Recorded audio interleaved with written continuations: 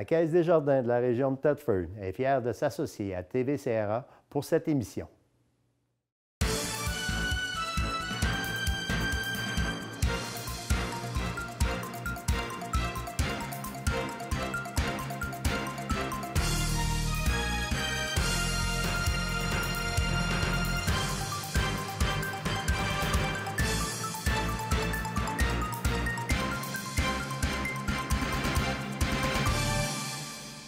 Chers amis, bienvenue à la 3e émission de la nouvelle édition du Touche-à-tout.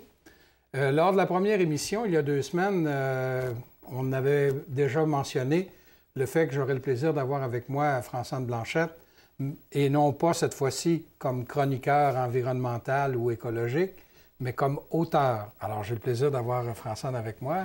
Bonsoir, Françoise. Salut. Alors, j'ai déjà eu le plaisir de te recevoir justement comme auteur parce que tu as déjà publié 3 volumes jeunesse sur Annie Carr. Oui. Bon. Rappelle-nous qui est Annie Carr. Annie Carr, c'était un jeune esclave romain de Scipion qui va être affranchi puis il va découvrir qu'il est le fils du dieu Mars. Puis Mars va lui confier comme mission d'aller convaincre tous les autres dieux de la guerre de ne plus faire la guerre. Bon, ça c'est Annie Carr. Mais dans Annie Carr, il y avait un des personnages qu'on a retrouvé, parce que moi je les ai lus, là, les Annie Carr. Il y avait un personnage du nom de Sidouri. Oui, qui arrive dans le 2e tome d'Annie Carr. Oui, et là, Sidouri prend de l'expansion, devient quelqu'un d'autonome, si on peut dire. Tout à fait. Parce que là, actuellement, ou au moment où on se parle, on est à la fin de septembre, début octobre, il est supposé d'avoir 2 volumes là, sur des histoires de Sidouri là, qui vont paraître. C'est peut-être fait au moment où on enregistre. Là, mais en fait, il y a sans doute un des 2 qui est sorti. Là. Je sais que le 2e il est plus prévu pour octobre ou novembre. Mais le premier, à l'heure où on se parle, devrait effectivement être en librairie. Alors, dis-nous qui est Sidouri? Et qu'est-ce qu'elle va faire et dans le 1er et dans le 2e tome? OK, alors d'accord. Sidouri, bon, dans le 3e tome d'Annie Carr, quand tu te souviens, Annie Carr, il partait de Rome, puis là, je parlais de la mythologie romaine. On est allé en Grèce dans le 1er tome, puis on parlait des dieux grecs. Après ça, le 2e tome, c'était beaucoup les dieux de la Babylonie, du Moyen-Orient, tous les dieux de ces peuples-là que j'explorais. Puis après le Moyen-Orient, j'avais pensé qu'Annie Carr pourrait aller en Phénicie, voir les Phéniciens ou les Égyptiens. Tu sais, c'était comme une suite logique. Mais Annie Carr, moi, c'est mes personnages qui décident de l'action. Puis Annie Carr avait dans sa tête d'aller en Inde. Quand j'ai commencé ma recherche sur l'Inde, c'était très difficile parce que je me suis rendu compte que d'une part, même si j'avais un bac en histoire, l'histoire de l'Inde antique, c'est quelque chose que j'ai presque pas étudié. J'ai même pas étudié. Donc, je suis allée plus chercher des textes que les Romains ont écrits sur l'Inde à cette époque-là. Puis là, je pense entre autres à Pline l'Ancien qui, dans son encyclopédie, a noté des trucs. Fait que j'ai découvert l'Inde à partir des yeux des Romains parce que l'Inde de l'Antiquité n'est pas celle d'aujourd'hui. Puis quand je suis tombée dans leurs livres sacrés, ça c'est venu beaucoup me chercher. Puis j'ai découvert les dieux. Donc, j'ai créé le Annie Carr, mais je savais, en étant tombée dans cette mythologie-là, puis en l'ayant lu, qu'il faudrait que j'aille plus loin pour explorer ça, puis pour le faire découvrir. Dans le 3e tome d'Annie Carr, Sidouri va être kidnappé par un dieu qui s'appelle Skanda, qui va être pris avec. Skanda, il pensait que c'était un garçon, parce que, tu sais, elle voyage toujours habillée comme un gars. Il pense que c'est un garçon. Quand il découvre que c'est une fille, il est bien découragé. Fait qu'il va le porter au dieu des rois en disant « Regarde, je sais pas quoi faire avec, là, organise-toi. » Puis, comme les scribes, ben le dieu de la mort a toujours un scribe qui travaille avec lui, puis il décide de se donner des vacances, puis de faire rester Sidouri avec lui. Dans la fin du tome 3, ben Sidouri va retrouver Annie Carr, puis elle va prendre sa vie avec Annie Carr, là. Mais c'est comme si j'y avais donné une seconde vie, où là, le roman commence. Elle est scribe de Yama. Puis comme le temps chez les dieux se passe super rapidement, c'est-à-dire qu'on peut penser qu'une minute chez les dieux, c'est 1000 ans sur Terre. Tu sais, c'est pour te donner une idée de comment le temps passe lentement chez les dieux. Le temps que Siduri est là, c'est pour ça qu'elle ne peut pas revenir, mais elle voit les hommes agir sur la Terre. Puis elle dit, le roman commence dans le premier où elle dit à Yama, qui est le dieu de la mort, là, il faudrait bien que vous fassiez quelque chose, ça n'a pas de bon sens. Voyez-vous comment les hommes maltraitent la terre et tout ça. Puis elle en a beaucoup. Elle est très agressive par rapport à comment les humains d'aujourd'hui ne prennent pas soin de la terre. Puis Yama va lui dire, bien, ça tombe bien parce que les dieux se réunissent, la terre a justement à nous parler. Tu vas pouvoir dire ce que tu penses. Puis quand, à la réunion des dieux où la terre se plaint, en fait, là, j'ai repris une partie du texte sacré qui existe déjà. C'est-à-dire que dans le texte sacré qui fondateur, qui est le Mahabharata, il y a un extrait où la terre va voir les dieux, dit aux dieux, écoute, ça n'a pas de bon sens, les humains sont trop nombreux, c'est surtout ça. Puis les dieux vont décider de s'incarner sur Terre pour fomenter une guerre, pour éliminer le plus de monde possible. Puis ça, ils ont fait ça il y a super longtemps. Fait que quand je réunis les dieux dans mon roman, bien, ils disent, on a fait ça, ça a réglé pour 10 000 ans, mais là, on est encore pris avec ce problème-là. Puis quand ils vont émettre les hypothèses, ou bien de faire une guerre, ou bien de créer un déluge, ou bien... Là, c'est comme Siduri va prendre la défense des humains. Puis elle va dire, bien là, c'est peut-être pas parce qu'ils sont trop, tu sais, le fait qu'ils soient trop, des fois, c'est utile. On peut-tu trouver des choses? Fait que le premier tome, c'est vraiment les dieux avec Siduri qui vont trouver une façon d'intervenir sur Terre pour sensibiliser les humains, puis essayer de renverser la vapeur, puis de prendre soin de la planète. Tu me parles de ça, là. Il faut toujours garder à l'esprit que tes histoires, c'est dans la collection jeunesse, hein? Oui, je fais juste du jeunesse. Tu fais du jeunesse. Donc, il a fallu que tu trouves un moyen de ne pas trop rendre ça rébarbatif. Non. Très accessible aussi, hein? Mm-hmm. Oui, un peu comme Annicar. Annicar, c'est la même chose. Oui, mais par contre, il y a comme un autre... il y a comme un autre niveau d'écriture dans les Siduri parce que, bon, c'est sûr, les textes sacrés, ils regorgent de mythes qui sont super intéressants. Puis, tu sais que c'est la seule mythologie antique qui est encore enseignée aujourd'hui. En Inde, tous les enfants de l'Inde connaissent ces textes-là. Puis moi, je trouve que ça nous aide à les comprendre, ces gens-là, puis ce peuple-là. Puis ça nous aide aussi à porter un autre regard sur nos actions puis sur ce qu'on est. Donc, je voulais, tu sais, au-delà de l'histoire puis de découvrir les dieux, c'est ce que je faisais dans le Annicar, je voulais faire découvrir ces histoires-là de l'Inde. Donc, en parallèle avec cette histoire sur les dieux, qui se passe, cette réunion avec les dieux qui se passe avec Siduri, il y a sur Terre une petite fille qui s'appelle Sri, qui reste dans un petit village qui ressemble beaucoup à Saint-Julien. Ah bon, dont le père est originaire de l'Inde. Puis lui, il a vécu jusqu'à son adolescence en Inde. Donc, tous les dimanches soirs, il raconte un mythe à sa petite fille qui est presque toujours en lien avec soit ce qui s'est passé dans le chapitre d'avant, dans le monde des dieux, soit avec sa vie à elle, qu'est-ce qu'elle vit comme réalité.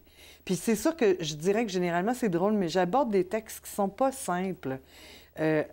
Pour des enfants, mais généralement, c'est quand même... les plus curieux, là, ils peuvent aller beaucoup plus loin. Puis ceux qui veulent une histoire un peu comme on lirait un polar peuvent le faire sans trop de difficultés. Il y a vraiment comme deux niveaux. OK. Ouais. Mais là, tu as changé de maison d'édition, hein? Oui, les Siduri vont être publiés chez Recto Verso. Recto Verso Éditeur, c'est le volet fiction des éditions de la semaine. Dans le deuxième tome, en fait, je vais vendre un punch, là, mais vous devriez...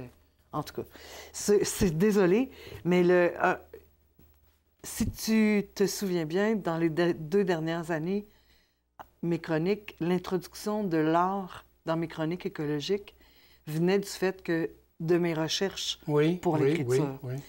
Dans le deuxième tome, on va découvrir, Siduri va venir sur Terre pour accomplir la mission des dieux, puis les aider, puis on va découvrir ces artistes-là dans la réalité. Ah bon? Alors, tu te sers de ça? Oui, c'est ça. OK. OK, pour que les jeunes, en plus de découvrir les mythes hindous, en plus, vont découvrir des artistes comme Chris Jordan, comme... Donc, ça, ces 2 tomes-là, là, les 2 premiers sont sur le point où sont sortis. Puis, tu en as un 3e en chantier? Ou... Oui, j'en ai un 3e en chantier. Puis, plutôt que de prendre le thème 2, le thème du tome 2 général, c'était les déchets. Puis, le tome 3, ça va être davantage sur l'énergie. Les artistes qui travaillent à partir de l'énergie. Mes mythes sont choisis. Une grande partie de ma recherche est faite. Puis, c'est ça. Je devrais amorcer l'écriture très bientôt. Très bientôt. En fait, il est prévu pour 2015, celui-là. Fait que vous n'aurez pas à attendre trop longtemps. OK. Mais tu ne te contentes pas juste de ça, là. Tu écris d'autres choses aussi, hein? Oui. Parce que tu fais partie de mes amis Facebook. Et sur Facebook, tous ceux qui font partie de tes amis, ou en tout cas qui peuvent lire, tu as fait des recherches à un moment donné, tu as demandé de l'aide à des gens. Tu nous as parlé de Ken Dryden. Es-tu en train d'écrire sur le hockey? Toi? Oui. Ensemble Blanchet? C'est une de mes grandes passions. Puis ça me fait sortir, c'est le fun parce que ça me fait sortir de ce que je fais d'habitude. Puis en fait, ce qui m'a donné cette idée-là, c'est que j'ai écrit un autre roman qui fait un parallèle. Ça va s'appeler Marc et Antoine et ça va être publié chez Bayard Canada Livre. Bayard? Oui, chez Bayard. Pardon. Ah oui, je suis super contente de rentrer chez Bayard. C'est une grosse maison, puis c'est une belle fierté. Mettons que quand on rentre chez Bayard Canada Livre, le syndrome de l'imposteur, on l'a un peu moins. OK? On l'a pareil, je te dirais, mais on l'a un peu moins. Mais l'idée de ce livre-là, c'est le fun, c'est la façon dont c'est écrit. Parce que c'est un livre qui considère pour les lecteurs plus difficile. Donc, il faut penser à introduire des images ou des trucs de recherche, comme si l'enfant faisait une enquête à travers, comme pour créer des pauses de lecture. Puis moi, mon histoire, c'est un jeune de la Gaspésie. Tu me parles de Marc et Antoine, tu ne me parles pas de Dryden. On va revenir. On va revenir. OK, parfait. Alors, Marc et Antoine. Il part de la Gaspésie, il fugue de la Gaspésie. C'est un orphelin. Lui, il était né sans père. Puis sa mère est décédée il y avait 5 ans. Il y a un jumeau. Ils ont été tous les deux placés à la DPJ dans 2 maisons différentes. Il va perdre son frère de vue, puis il va être placé d'une maison à l'autre. Puis à 14 ans, il est tanné, il fugue, il s'en va à Québec. Puis il transforme son apparence pour ne pas être reconnu. Et puis il devient squidgy sur la rue Saint-Jean. Puis il va rencontrer un vieux libraire qui va devenir son espèce de protecteur. Puis Marc va aussi prendre soin du libraire qui s'appelle Lucien Lupien. Puis Lucien va y faire des parallèles entre la vie d'aujourd'hui puis la vie romaine d'autrefois, pour montrer que les choses ne changent pas tant que ça, puis qu'il y a des solutions que les Romains avaient trouvées que nous, on n'a pas encore appliquées. Puis des fois, le regard qu'on jette sur l'autre aussi, on est souvent dans le jugement. Puis c'est ça, parce que l'image qu'il y a des Romains, Marc, c'est Astérix, tu sais. C'est le César d'Astérix, puis il pense que les Romains, c'est les méchants de l'histoire. Puis Lucien, il va comme lui montrer un autre côté. Bref, cette série-là, je trouve que ça permet... D'abord, ça me sort de mes concepts d'habitude, OK? De passer une mythologie, là, je n'étais pas là. C'était la première fois que j'écrivais du contemporain. Un artiste, un personnage qui vit aujourd'hui dans des lieux que je connais, que j'ai visités, OK? Où j'ai habité même. Donc, c'était loin de moi, mais ça m'a fait découvrir une autre partie de ce que je pouvais faire. Puis ça, bien, ça m'a amené au hockey par en tout cas, une drôle de bulle. Là. Mais oui, je suis en train d'en faire un qui devrait être assez le fun sur le hockey, qui vise à faire découvrir les joueurs des années 70 du Canadien aux jeunes hockeyeurs d'aujourd'hui. Donc, Ken Dryden. Ah, c'était mon préféré. Moi, je l'aurais marié, Ken Dryden.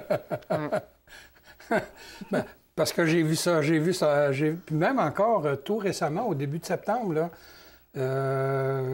c'est quoi que tu as demandé? Bien, je cherchais son livre, parce qu'il a écrit un livre qui s'appelle Le Match, qui est beaucoup sa biographie. Puis d'ailleurs, Je conseille ça fortement à ceux qui ont aimé Dryden, à ceux qui aiment le hockey, mais à ceux qui aiment découvrir aussi la vie de l'athlète, la tension. C'est vraiment un livre qui est super bien écrit. Dryden, c'est un intellectuel, on l'oublie trop souvent. Hein? Oui, Il a arrêté 1 an en plein pic, en pleine ascension. Il venait de gagner 2 coupes. Il a arrêté 1 an pour faire son barreau. Puis, tu veux-tu que je te conte, tu sais, tant qu'à sortir de la mythologie, une anecdote intéressante. Il y a des choses que j'apprends, même si je suivais le hockey à cette époque-là.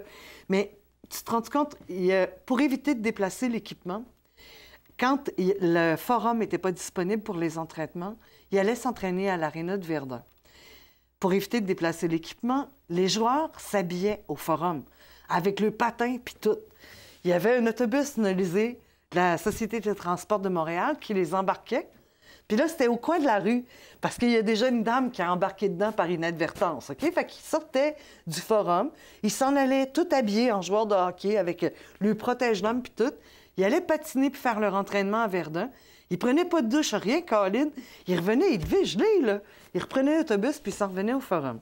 Là, quand on voit là, les salaires de fous, puis le traitement d'élite qu'ils ont, c'est quand même incroyable que le hockey ait changé autant en si peu de temps. Ces joueurs-là, ils ne gagnaient rien là, par rapport à... Puis même si on compare leur salaire au salaire moyen de la période, là, ils ne gagnaient rien par rapport à ceux qui gagnent aujourd'hui.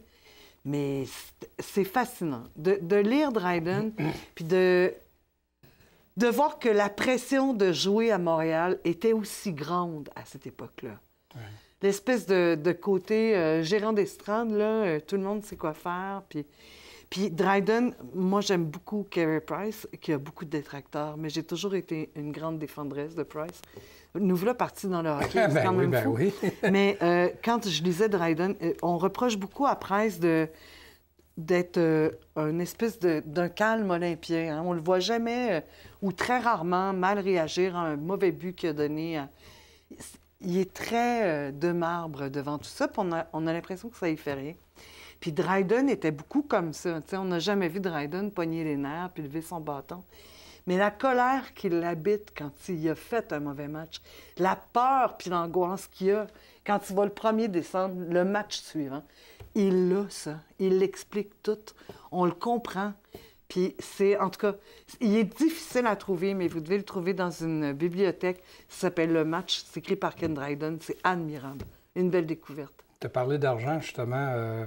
Tu as déjà eu une bourse. Oui. Parce que faut dire que les écrivains, là, à part de Michel Tremblay puis quelques autres là, au Québec, Marie Laberge et autres, là, vous vivez pas richement, hein?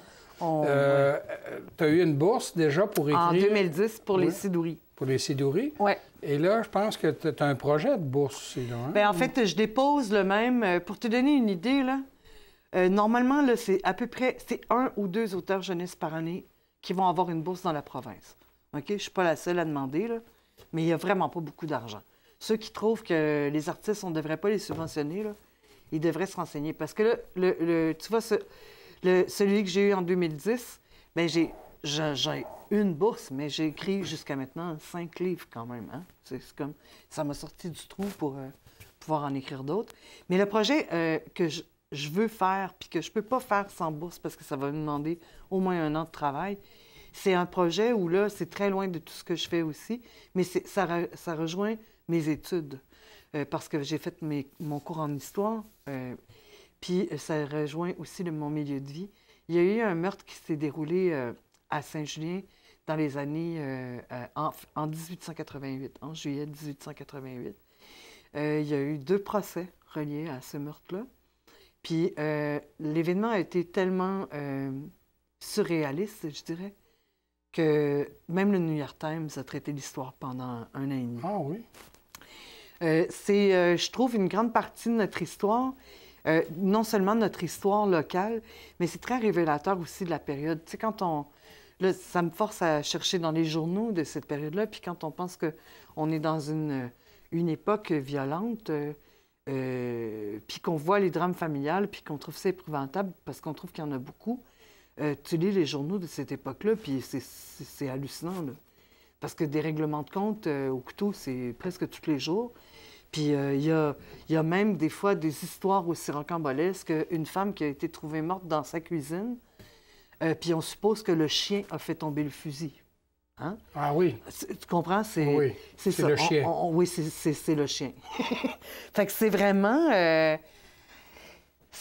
un autre monde, mais moi, c'est comme si ces personnages-là, en fait, ces soi-disant meurtriers-là, m'avaient appelé. J'ai travaillé sur l'histoire d'une femme similaire quand j'étais à l'université.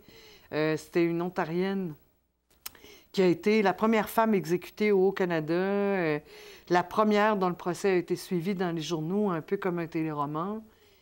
Et puis cette femme-là, qui s'appelait Marie Osborne, on se rend compte, en tout cas quand j'ai travaillé un peu sur elle, on se rend compte qu'au fond, c'est une victime d'un complot contre son mari.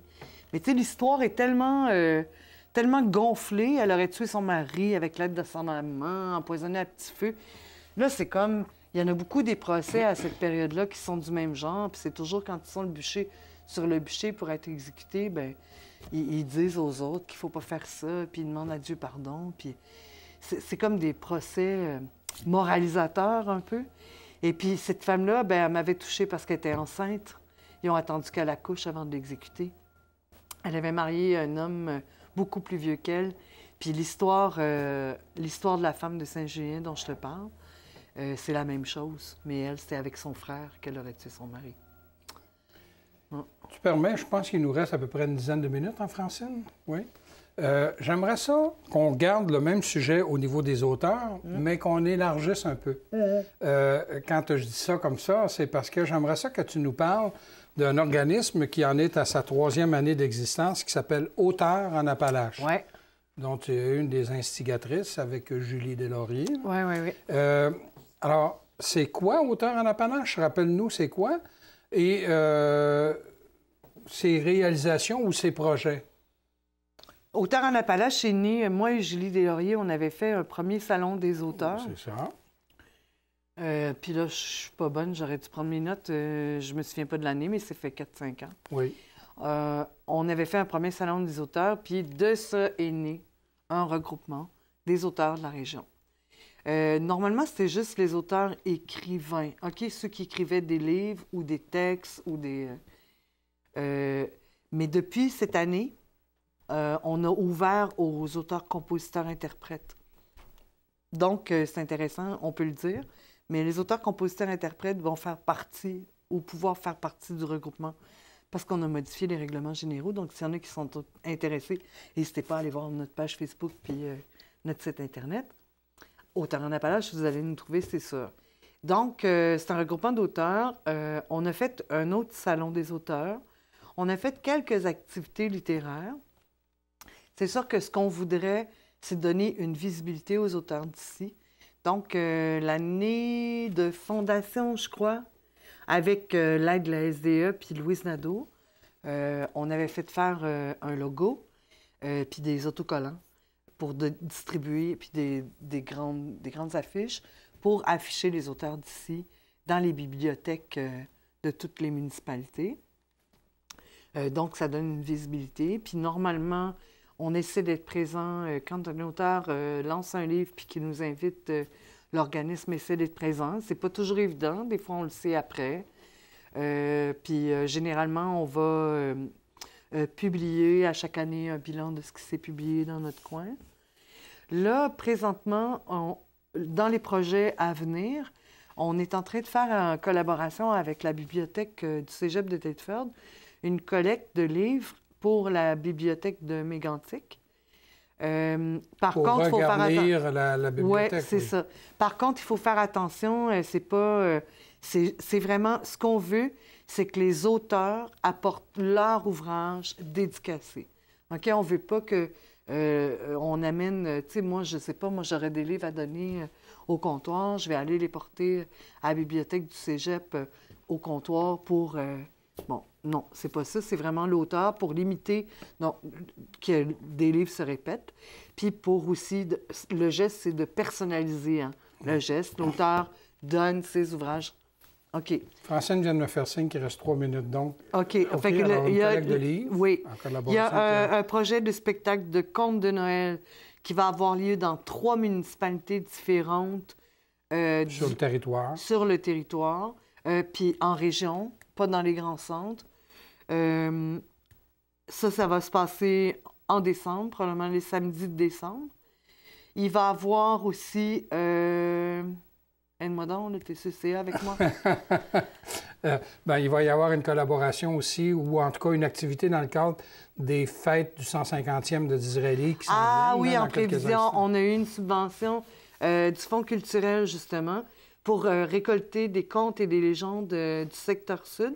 En fait, c'est un projet de Julie Deslauriers pour introduire à son roman. Elle avait besoin d'une légende du coin pour l'introduire à son roman. Donc, on va faire une collecte de contes et de légendes sur dictaphone qu'on va résumer par écrit, puis qui va éventuellement, Julie va récolter celle qu'elle va préférer pour intégrer à son roman. Et puis, ça va servir de première démarche pour le 150e. Et il y a 2 auteurs, toi et Sylvie Kanjan, vous avez écrit un conte qui va servir à un organisme. Ensemble pour nos enfants. Ensemble pour nos enfants. Ouais, on a travaillé sur un projet pour inciter à la lecture puis sensibiliser les parents à l'importance de la lecture, qui va être utilisé par cet organisme-là. En fait, ça s'appelle la cachette à contes. Ils vont faire des contes dans les événements, les festivals, les journées spéciales. Surveillez-les, là. Ça va commencer cet hiver, mais le plus gros va être cet été. Au cours de l'été prochain. Oui. Donc, autrement dit, tu n'as pas le temps de t'ennuyer. Non, j'ai vraiment pas le temps.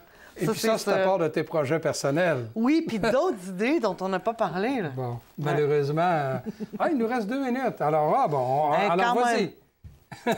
D'autres projets d'écriture. D'autres projets d'écriture. En fait, le projet de Léda Lamontagne dont je te parlais, le meurtre qui a eu lieu à Saint-Julien, à Saint-Julien. Ça me met en relation, parce que moi, comme je me suis spécialisée en histoire romaine, tu sais, les recherches en histoire romaine, là, pas mal tout a été dépouillé. Hein? Puis il y a plein d'historiens à travers les siècles qui l'ont lu, qui l'ont digéré, qui l'ont analysé.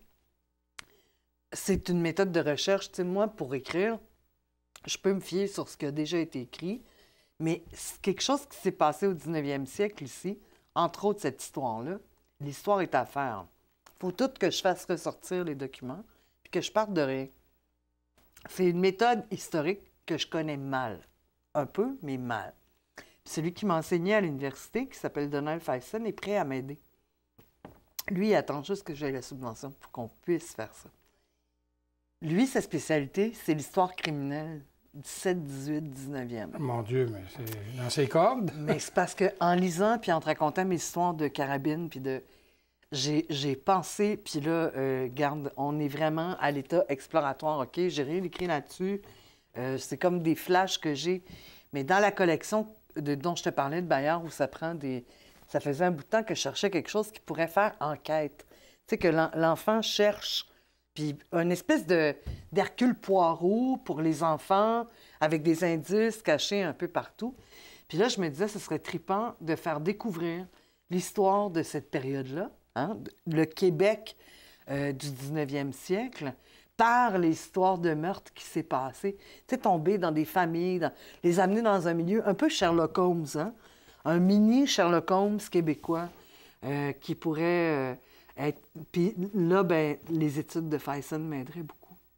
Mais c'est une inspiration de plus. Bon, alors, on a encore beaucoup de pain sur la planche. Et ça, sans compter tes émissions.